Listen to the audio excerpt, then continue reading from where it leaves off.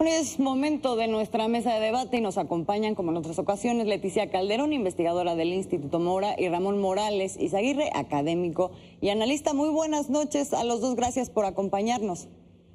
Buenas noches. Azul, ¿cómo estás? Un saludo para ti. Buenas noches, Ramón.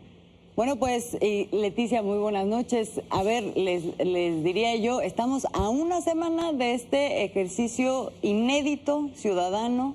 Diría yo que es histórico, pero a ver, ustedes me lo van a contar. Y les pregunto entonces, ¿qué esperamos que suceda el próximo domingo y sobre todo como producto del ejercicio mismo? Ramón. Pues miren, es muy importante recordar que lo que el gobierno buscaba con esta consulta popular realmente ya lo obtuvo. Porque hay que entender que una cosa es la propaganda sobre la consulta y la campaña de publicidad sobre la consulta, y otra cosa es la consulta misma. Punto número 2. Criticar la consulta no significa estar a favor de los criminales del pasado. Es decir, yo no por criticar la conducta promuevo condonar los errores o los delitos de presidentes o actores del pasado. No es eso, sino que debemos de saber que esta consulta es profundamente engañosa. Jurídicamente no tiene validez alguna, pero mediáticamente es crucial, políticamente es muy importante para el gobierno contrastar, y lo voy a decir primero lo jurídico. La Ley Federal de Consulta Popular en su artículo 64 establece que el 40% de la lista nominal de electores tiene que votar para que esta consulta sea vinculante para el Poder Legislativo y el Ejecutivo. Ojo, esto no vincula al Poder Judicial. ¿Por qué? Porque la aplicación de la ley para el Poder Judicial no está sujeta a consulta, pero sí vincula al Legislativo y al Ejecutivo para emprender un proceso de esclarecimiento. Punto número 2. 40% de la lista nominal de electores al día 16 de julio de este año, en la lista nominal ascendía a 93.597.559 votos. 40% es 37.439.000 votos. Nunca en la historia de México, jamás, un candidato ha ganado por esa cantidad de votos. Para que tengan una perspectiva, esos son 7 millones de votos más con los que Andrés Manuel ganó la presidencia. Las posibilidades de juntar esa cantidad de votos en tan corto tiempo son nulas. El gobierno lo sabe. Por eso lo importante es la campaña de publicidad. ¿Para qué? Para generar este valor propagandístico que sí tiene la consulta. Número 2. Esta pregunta, la pregunta que plantea la consulta, es profundamente ambigua, porque la pregunta de la consulta es si usted quiere que se esclarezcan decisiones políticas.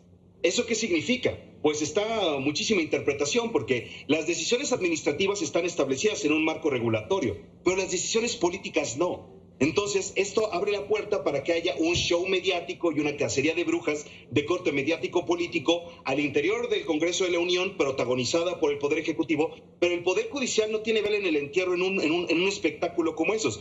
Además, un proceso de esclarecimiento de ese tipo no tiene reglas de operación ni fundamentos jurídicos. Entonces, la pregunta en sí misma es una pérdida de tiempo, la verdad.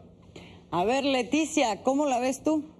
No, es muy interesante porque estamos hablando de un proceso que inicia realmente con la aprobación en el 2014 de la figura de consultas populares en nuestro país. En realidad, México va muy rezagado respecto a la mayoría de los países, incluso de nuestro nivel, que ya han avanzado en esta figura. Entonces, aunque se intentó que se dieran consultas populares, no se aprobaron. Y sí hay que decir que en la tradición, digamos, que suele ser un poco, digamos, barroca de nuestro derecho, bueno, obviamente se pusieron tal cantidad de candados que hacen que efectivamente haya umbrales, por ejemplo, de participación que son absolutamente, digamos, demasiado altos por alcanzar, pero justamente, bueno, es parte del reto. Entonces, el que ese sea uno de los requisitos, por ejemplo, pedir por lo menos, en este caso, bien decía Ramón, 37 millones de votos, pues es resultado de un intento de acotar la participación ciudadana, y por tanto es por eso muy importante que la población participe, porque es tratar de romper justamente un candado jurídico que se puso desde el principio. Eso por un lado. La otra es que hay que dejar absolutamente claro esto. La pregunta la redactó la Suprema Corte de Justicia, abogados, gente que sabe de leyes. Si no saben redactar, entonces habría que discutir otra cosa. Pero la verdad es que es una pregunta muy concreta en el sentido de que cualquiera que se ponga a leerla y analizarla va a entenderle. Y en esto, bueno, obviamente, y aquí sí quisiera yo decir que la pregunta no la lanzó el gobierno. fue la sociedad civil, como uno de los atributos que tiene esta figura de consulta, la que lanzó la convocatoria y en su momento logró la heroica. De verdad que fue interesantísimo. A mí me tocó participar, como a muchos de los que nos estarán escuchando ahora, en juntar, se suponía que por lo menos 1.800.000 firmas para que entonces sí tuvieran la necesidad, la obligación de avanzar con solicitar esta consulta popular. Y ahí lo que tuvimos es que no solo se rompió el umbral, sino que 2,5 millones de mexicanos firmamos específicamente para que se avance en algo, y en esto sí le doy la razón a Ramón. El otro no.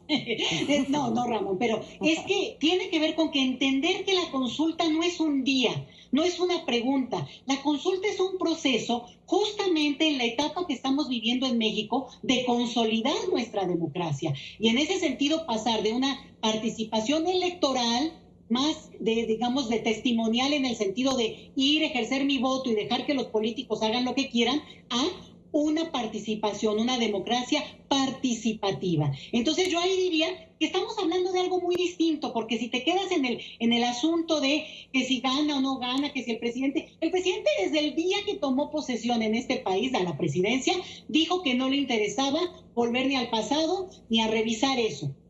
A los que nos interesa es a nosotros, y no en un afán de venganza, sino justamente de que en todo proceso de democratización consolidada o que avance a eso, tiene que haber un momento en el que se revise el pasado como un elemento central de los agravios políticos que pueden haber tenido en su figura, bueno, los máximos representantes del poder, que son los presidentes, ni más ni menos. Y un último tema, la pregunta permite que se abra a otros personajes y no solo a los presidentes esa revisión del pasado.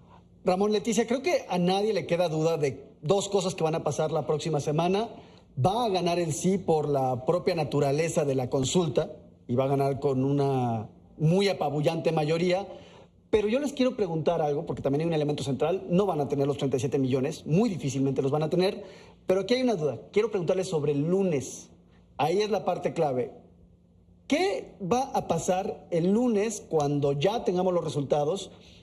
Porque el presidente López Obrador, y me estoy yendo al antecedente de la consulta para cancelar el nuevo aeropuerto aquí en la Ciudad de México, pues él agarró los votos que había y siguió adelante con la decisión que ya tenía tomada, que ya tenía preconcebida. La pregunta que les quiero hacer a ambos es, ¿está echada la suerte para los presidentes Fox, Calderón, Salinas de Gortari y Peña Nieto? Es decir, ¿es probable que veamos al presidente ir hacia la condena de estos actores políticos del pasado, pase lo que pase, y aunque no se llegue a los 37 millones de votos que serían necesarios para darle esta validez jurídica que no política? Ramón, por favor. Excelente pregunta, querido Víctor. Y es muy importante entender algo. La Constitución Política de los Estados Unidos Mexicanos, en el artículo número 3, establece que ningún mexicano puede ser juzgado por leyes privativas o tribunales especiales. Y esto incluye consultas ad hominem. ¿Qué significa esto? La consulta no puede ser planteada, vamos a enjuiciar a Peña Nieto, vamos a enjuiciar a Calderón, vamos a enjuiciar a Fox. No, esa es la campaña, esa es la propaganda. Mario Delgado puede salir en redes sociales haciéndote odiar a Fox, pero eso no significa que pueden juzgar a Fox. Eso es anticonstitucional. Lo que está haciendo Mario Delgado en este momento con ese tipo de eventos es un daño moral que está completa y absolutamente cumplido el tipo, no me queda la menor duda. Pero, contestando a tu pregunta, Miguel, ellos mismos no quieren el sí, porque si se abriera el sí, se podría evaluar la decisión política de Marcelo Ebrard respecto a la construcción del metro cuando él era jefe de gobierno de la Ciudad de México. Dudo que eso quieran que se esclarezca próximamente. Entonces, esto es una justicia de facciones. La pregunta te pregunta a ti si lo que quieres es que se esclarezcan decisiones políticas de actores del pasado. Entonces, esto abre la posibilidad, como bien lo dijo Leticia, a que propios y extraños estén bajo la lupa. Entonces, esto es un arma de doble filo gigantesca y podría tocarle también la decisión a ver las decisiones políticas de López-Gatell por el manejo de la información contradictoria durante la pandemia, por dar un ejemplo, ¿no? Además que, como les decía, no hay procedimientos, recursos, excepciones, normas o instancias para este proceso de esclarecimiento. El propio gobierno no quiere que la consulta sea el ganador, o sea, que se junten estos 37, porque es un arma de doble filo que no se puede manejar. Lo que quieren es la propaganda. lo que va a pasar el lunes es que se acabó el show y va a venir otro pan y circo. O sea, eso es verdaderamente lo que va a empezar a partir del lunes. Bien, Leticia.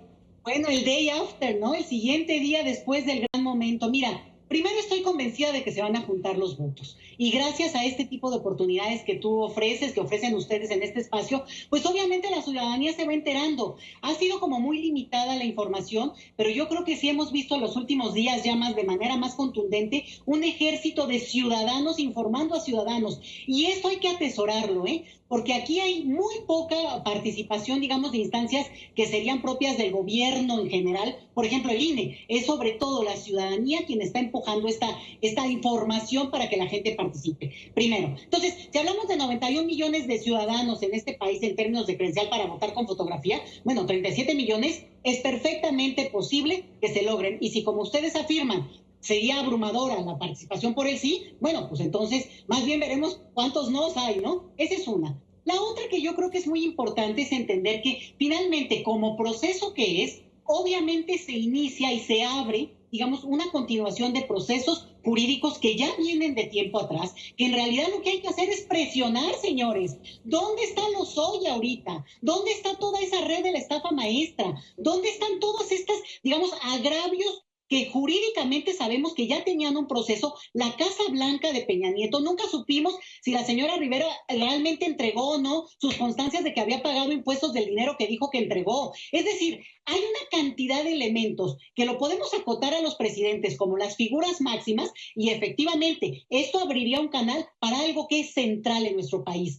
que la impunidad deje de ser el sello de la casa. Porque lo que estamos viendo es que efectivamente cualquier político de quinta puede al final de cuentas hacer y no hay consecuencias. Entonces lo que tenemos que marcar es justamente un seguimiento, un marcaje personal, diría yo, en el sentido de justamente empezar a mandar un mensaje como sociedad de que esto ya no puede seguir ocurriendo y que efectivamente cualquier actor político, por menor que sea, tendría que tener la responsabilidad por la que jura que va a cumplir, digamos, que va a ser leal no solo a la patria, sino a la ciudadanía. Entonces, sí creo que aquí estamos hablando de una cantidad de elementos que se juntan en un escenario que cristaliza en un día de elección y que el día siguiente nos permite retomar el debate, nada de circo, Esa es una forma de descalificar un proceso de una manera barata y la verdad muy ruin, porque al final de cuentas la movilización de quienes hemos creído que vale la pena insistir y no quedarnos en el nivel solamente de lo electoral, sino también de ir dando seguimiento y decía yo un marcaje personal,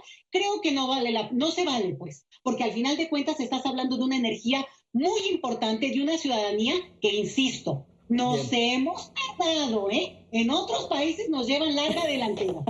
Ahí está, bien. Queridos. Ya nos quedamos con los dos lados en la mesa de M22H. Nos vemos la próxima semana porque, por supuesto, están invitados ambos a que vengan aquí a analizar lo que ocurra el próximo domingo. Que tengan buena noche. Seguro, gracias. Muy buenas noches a los dos. Abrazo. Gracias. Abrazo.